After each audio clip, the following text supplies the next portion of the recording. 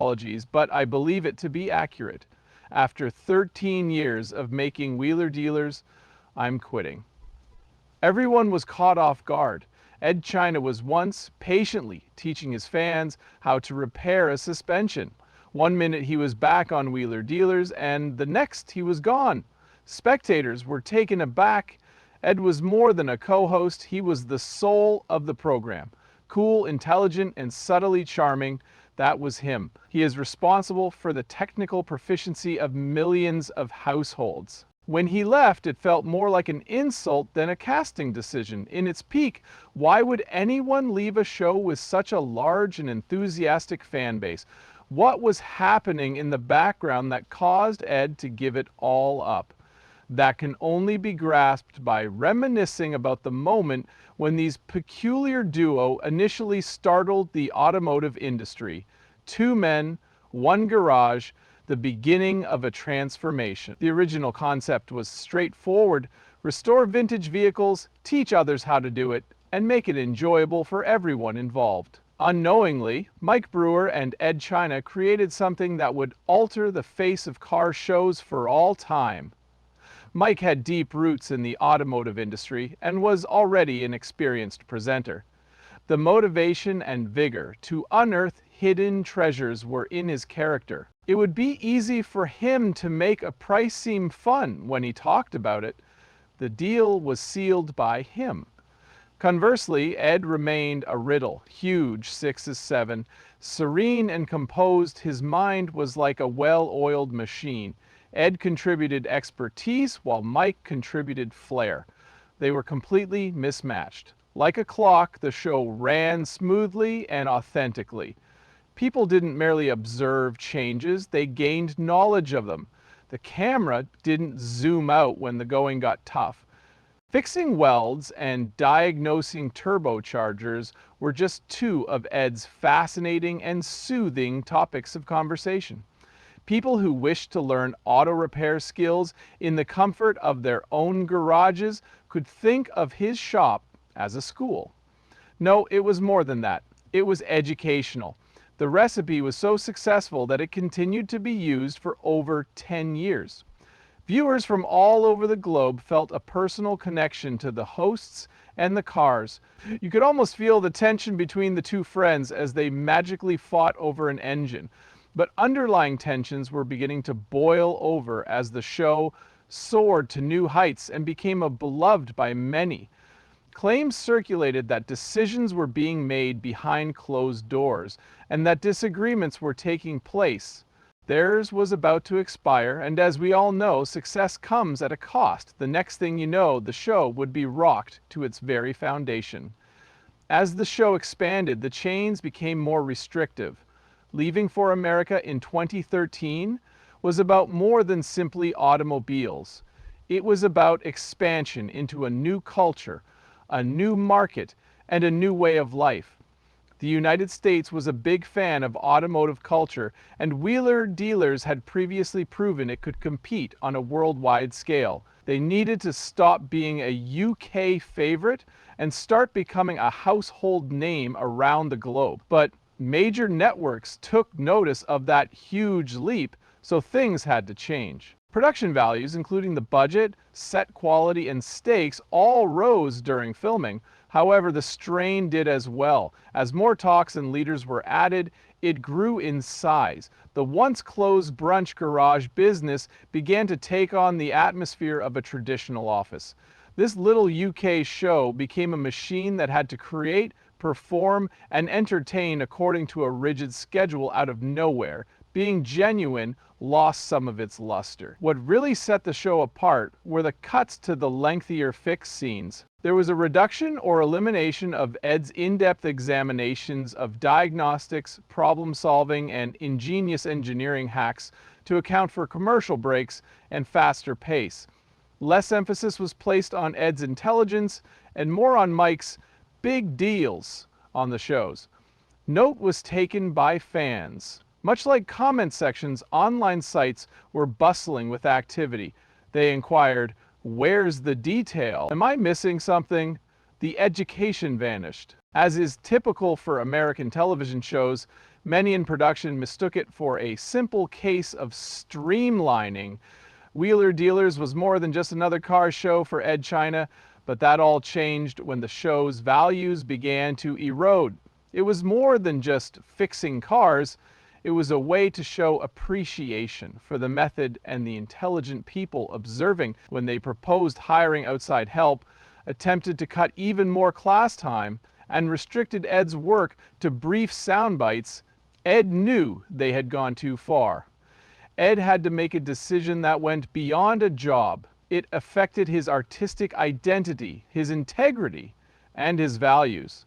What he did next shocked fans, altered the course of the show, and unleashed an unexpected storm of controversy. When Ed China speaks up, the whole situation changes. The show did not announce the news. It never left the network. In front of a camera, Ed was addressing his admirers on his official YouTube channel. There was no editing or embellishment done, simply Ed, the truth, and white space. He maintained an air of calm authority throughout, yet his every word carried weight. According to Ed, the network Velocity, which will soon be Motor Trend, intends to further reduce the technical aspects. Their goal in shortening the episodes was to make them more modern by reducing the number of lengthy fix scenes. The superiors could see the big picture. Big deals and exciting events that people love to watch could take place more frequently with less time spent in the garage. However, Ed believed a falsehood. He claimed the program would become less like itself as a result of these alterations. The amount of technical detail would vanish along with the educational value that had motivated mechanics worldwide. Remaining would entail feigning expertise, diluting the essence of Wheeler Dealers. But he did the unthinkable. He quit and continued on with his career. Word of the video spread rapidly. The majority of the fans who commented were supportive despite their shock. People hailed Ed as a hero for being truthful and refusing to back down. It was obvious that being genuine was more important than worrying about statistics. However, a shadowy figure began to emerge amid the applause. The rumors, finger-pointing, and accusations started flying. The game of assigning blame was going to take a decidedly more intimate turn. The accusations that nearly deposed Mike Brewer were revealed. With the help of the internet community, Ed's story began to change. For some viewers, this one painted Mike Brewer as the antagonist. It was clear that someone needed to take charge, and Mike seemed like the most likely candidate. Allegations ranged from minor to major. He was supposed to be aware. He continued onwards. He allowed Ed to escape punishment. Some even went so far as to claim that Mike had been plotting his rise to power and had secretly let Ed go in order to appease the network and implement the new strategy. People discussed and speculated about the idea in online groups and comment sections, and it spread like wildfire.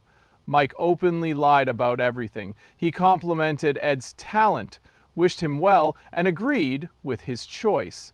However, he was secretly being targeted. As it turned out, the response was genuine and not limited to the internet. In a heartbreaking interview, Mike revealed that he and his family had been victims of cyberbullying. Both he and his wife were terrified for the safety of their daughters. As the campaign of hate against them escalated, the police were forced to intervene and shield them. The words, "I had to call the police," escaped Mike's lips as anxiety gripped him. Someone said they were going to kill me. The unexpected turn of events was shocking. Something hazardous had evolved as a result of Ed's departure. A fight broke out over art that had begun as a disagreement. Whether he was guilty or not, Mike Brewer was caught in the middle. He was embarrassed and his safety was in jeopardy. The wounds, both psychological and professional, would be difficult to heal. Nobody has proven that Mike orchestrated Ed's departure, but word on the street was that he had. Something went wrong. Did nothing, never publicly defended Mike or spoke out against the threats. The buyer was the only one in the storm. However, the program continued. A new mechanic had to be found soon because Wheeler Dealers was still a household name all over the globe. However, is there someone else who could succeed Ed China? Is it possible to alter a history? Anstead Ant joins us, beautiful, gregarious, and handy. He is perfect in every way. It appeared that Ant would be the ideal candidate to fill Ed China's enormous shoes. He now builds cars after having been a police officer. Producers were hoping that his unique combination of real-life experience in both the car and behind the scenes would sway skeptical fans.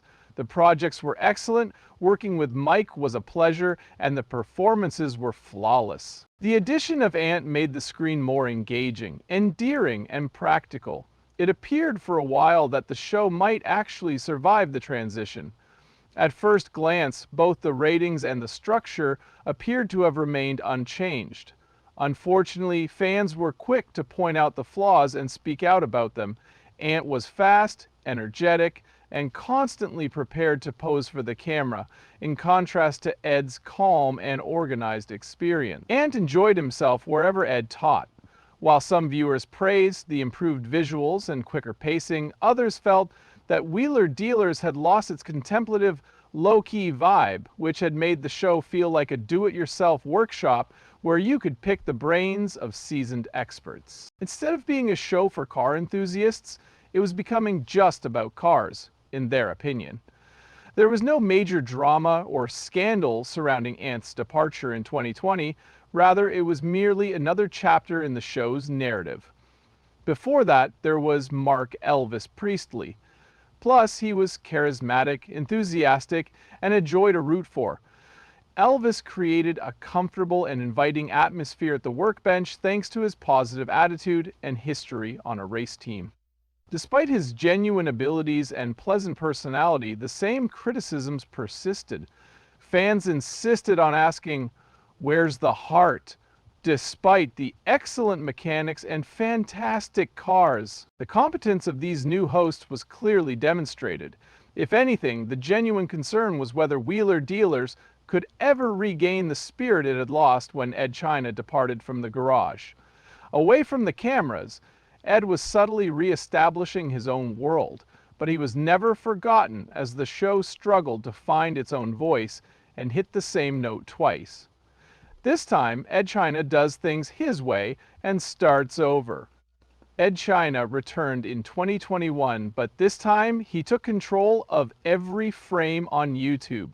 Nobody's in charge, there are no deadlines, and the corporation has no say in the matter. The enchantment of genuine engineering, Ed, a camera, and nothing else. Workshop Diaries, a show he created, kept things straightforward. There were no network regulations, dramatic edits, or stage dramas in Ed's reality. Real fixes, test builds, and well-reasoned explanations were covered in great detail in each show. The essence of Wheeler Dealers was revived in every aspect, from converting cars to electric ones to repairing gearboxes. From vintage Land Rovers to futuristic concepts, Ed worked on it all. In addition to demonstrating his actions, he explained his thought process and provided detailed explanations of each step.